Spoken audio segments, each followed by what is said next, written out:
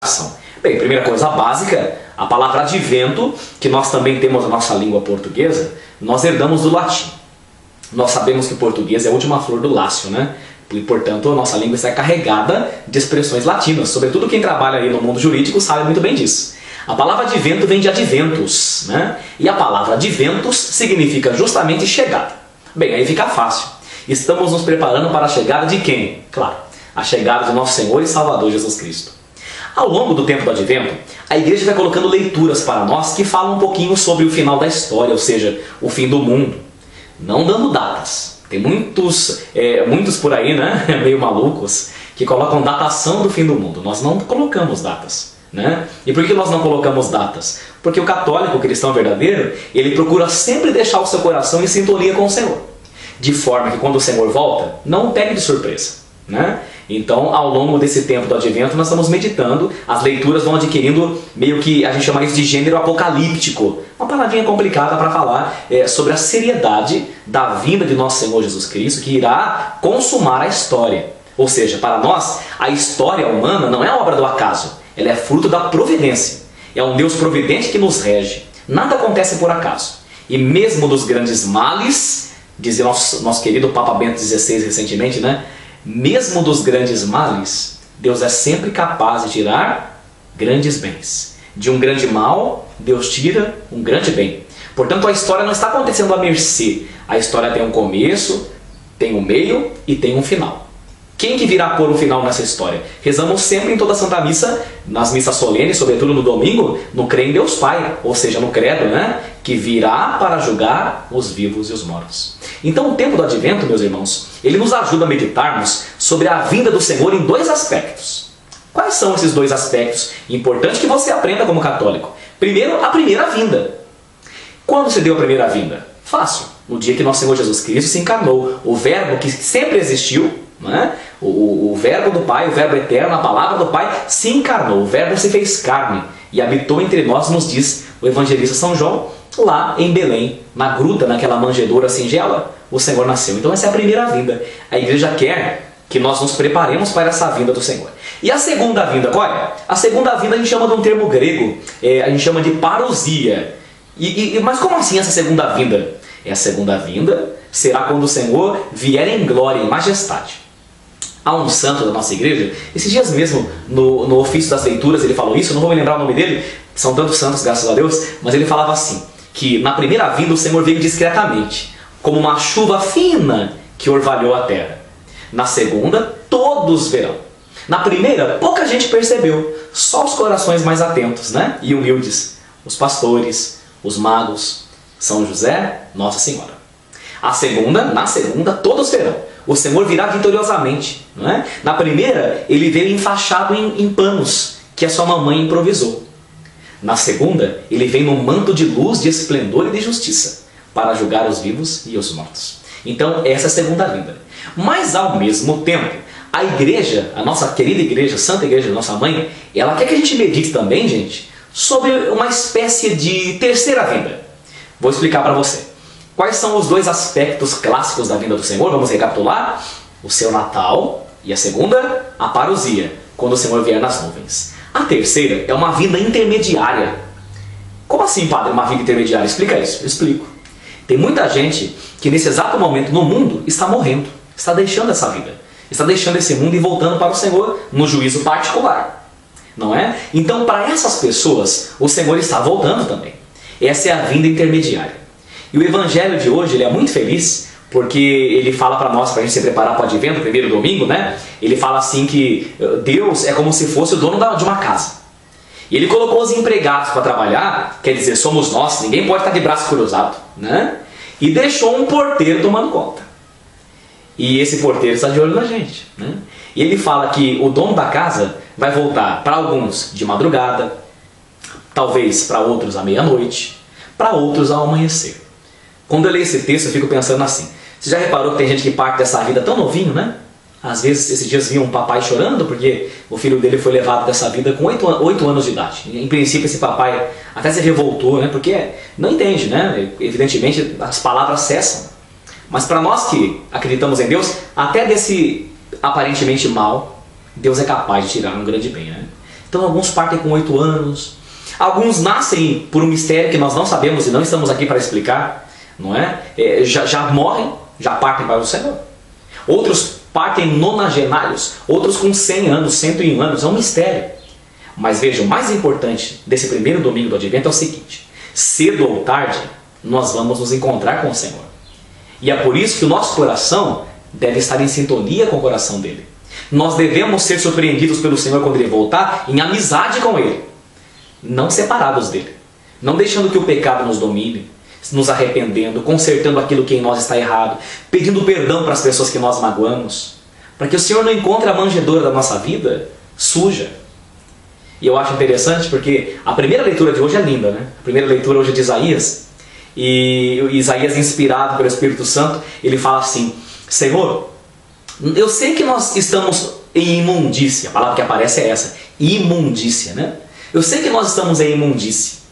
Senhor, eu sei que até mesmo as nossas boas obras, no fundo não são boas obras assim. Elas parecem um pano sujo diante do Senhor. E ele vai falando: eu sei que nós estamos como folhas que murcham por causa da nossa maldade, e que a nossa maldade está nos levando como o vento empurra as folhas secas. Mas mesmo assim, Senhor, nós pedimos perdão. O Senhor é nosso Pai, e nós somos o barro, e o Senhor o oleiro que nos dá forma. Eu acho linda essa leitura. Aliás, quando eu a medito, eu me lembro daquele CD do saudoso Beato João Paulo II, aquele CD Abba Pater, né? Quando o Papa João Paulo, meditando realmente esse texto de Isaías, ele fala, né, em italiano: Signore, tutti noi siamo opere delle tue mani e tu colui que te dá forma. Senhor, todos nós somos obras da tua mão e o Senhor é aquele que nos dá forma. Veja bem, não importa o tamanho dos nossos pecados, a imundície na qual se encontra a nossa vida, a nossa alma, o pano sujo que se converteu a nossa veste batismal, que era tão branquinha e que o pecado foi manchando com o tempo, não importa, o importante é ter um coração arrependido, começar a limpar a manjedoura da vida, para que quando chegar esse Natal, o Senhor não nos encontre despreparados, com a manjedoura da vida cheia de mágoa, rancor e ódio no peito. É tempo de pedir perdão, é tempo de reconciliar, para que não seja um Natal qualquer. E eu não estou aqui para assustar ninguém, mas tem gente que não vai chegar até o Natal. Claro, no mundo inteiro, nesse momento assistindo essa pregação, tem gente que não vai chegar até o Natal. Por isso que é importante hoje nós estarmos meditando sobre a vinda do Senhor. Eu acho bonito essa temática da vigilância que o Advento nos coloca, e é bonito também que a Igreja Católica, com seus tempos litúrgicos, né, a saber, tempo comum, Advento, Natal, Quaresma, Páscoa, a Igreja imita também as estações e os tempos da vida, né? Porque quantas pessoas que nós amamos, eu mesmo tenho um monte, que partiram, né? Quantas pessoas que eu amo partiram esse ano? Ou seja, para elas já aconteceu uma Quaresma, já aconteceu um Advento, já aconteceu um Natal e já aconteceu a Páscoa. Está vendo como os tempos da Igreja Católica, claro, são inspirados pelo Espírito Santo, eles imitam as fases e as estações da vida? Por isso que a cada ano tem gente que pensa assim: de novo a cor roxa, de novo o Advento, já celebrei um monte de Advento. Nós não sabemos quando será o nosso último Advento. Por isso nós não podemos, como diz o povo, queimar cartucho, né? Não podemos perder essa oportunidade de nos prepararmos. Então, essa temática da vigilância faz com que nós, cristãos católicos, quebremos a rotina.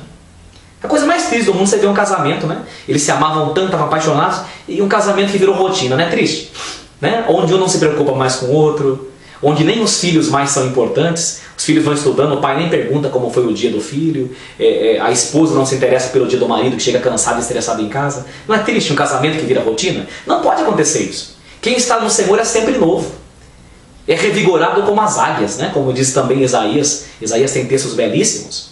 E da mesma forma, nós não podemos deixar que a nossa fé esfrie. Esses dias, conversando com um amigo meu jovem, entusiasmado, né? Conheceu o Senhor Jesus, largou as baladas, quer ser pregador, quer viver um namoro santo, quer viver a castidade. Ele disse que encontrou uma pessoa no congresso mais velho dentro da igreja, né? Ele contando aquilo que ele estava vivendo dentro da igreja, a alegria de ser de Cristo, a alegria de adorar o Santíssimo, a alegria de saborear a palavra. E essa pessoa mais velha olhou para ele: ei, meu filho, eu também já fui assim, tio, eu também já fui assim, isso passa. Que tristeza uma pessoa que deixou o tempo fazer com que o seu amor e a sua fé, a sua paixão por Jesus Cristo, virasse rotina. Quando esse jovem, meu amigo, falou isso para mim, eu falei para ele: meu filho, nós devemos ser como o vinho, sabe? Porque o vinho, quanto mais velho, melhor. Eu sempre gosto de falar para vocês, aquela frase de Cícero, né? Historiador latino, que dizia: as pessoas são como vinho, hein? Porque a idade melhora as boas, mas azeda as más. Né? Já reparou que o vinho estragado vira o quê? Vinagre, né? Tem gente que conforme os anos vão passando vai ficando mais ranzinza, mais resmunguento, mais na rotina e vai virando vinagre. E por outro lado tem gente que vai envelhecendo, mas vai envelhecendo no Senhor, vai tendo sempre aquele sorriso, sempre aquela serenidade. E parece que ao invés de diminuir, a alegria de viver aumenta, né? A pessoa chega aos 80, aos 90 com alegria de viver. Essa é a diferença de quem vive no Senhor e quem vive fora dele. Por isso que Jesus coloca a temática da vigilância. Porque a vigilância ajuda a quebrar a rotina. Até o Steve Jobs, né, aí o fundador da Apple, né, e do iPhone da vida, que não era católico, né, ele dizia assim, ele falou que desde adolescente ele aprendeu que a gente deve viver cada dia como se fosse o último. Ele falava assim: se você viver cada dia como se fosse o último, um dia você acerta. E não acerta? Né? Se nós soubéssemos que essa semana era a última, será que a gente não ia, digamos assim, não no sentido ruim da palavra, mas será que a gente não iria trabalhar menos para ficar mais com as pessoas que a gente ama? Né? Será que a gente não iria ficar menos na frente do iPhone, do Twitter e do computador e do Facebook para abraçar as pessoas que moram com a gente, se a gente soubesse que era a última semana? Por isso que hoje então eu quero colocar para vocês, sobre essa história de quebrar a rotina, um fato que Dom Rafael Llano Cifuentes, um bispo muito santo e emérito aqui do nosso Brasil, ele pegou retiro para nossos padres um tempo atrás e ele contou para nós a história do sapo. Eu não sabia disso, mas ele explicou para nós que o sapo, né, como um anfíbio, o sapo ele não sente muito a mudança de temperatura, sabe? Então ele falou assim, se você tiver, disse ele, que foi feita uma experiência, os biólogos fizeram uma experiência sobre a pele do sapo, né? Então diz assim, se você colocar um sapo numa panela com água fervente, a 100 graus, né, no nível do mar a água ferve, né? Se você colocar o sapo na panela de água fervente, o sapo pula, sai correndo. Mas se você colocar um sapo numa panela, num fogão, e ligar o fogo brandamente, deixar a água aí aquecendo, o sapo não pula. Ele vai. E aí a temperatura vai aumentando, você aumenta o fogo e o sapo vai. Aumenta o fogo e o sapo continua. Quando o sapo vai pensar em perceber, ele já morreu cozido, porque ele não percebe a mudança de temperatura. O que eu quero dizer com isso? Sabe como o inimigo de Deus tomba a gente? Com pequenas rotinas e pequenas concessões. Por exemplo, você tem o costume de rezar o terço antes de dormir. Estou dando um exemplo.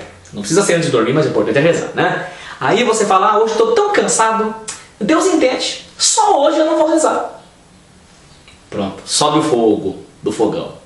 Vai cozinhando você não percebe a mudança de temperatura, né? Aí passa um certo tempo, meus amigos lá no trabalho estão contando piadinha suja, piadinha pornográfica. Ah, eu não vou ser careta, né? Só hoje eu vou participar. Participa e o coração vai sendo impregnado de coisa ruim e do pecado, né? De repente, no final de semana, você foi para a praia, para achar uma igreja lá vai dar muita dor de cabeça. E outra, o que meus amigos vão pensar? Então eu estou descansando, né? Vou tirar férias de Deus. Como se de Deus pudesse tirar férias, né? Só esse final de semana eu não vou na igreja, não vou na missa. Sobe o fogo.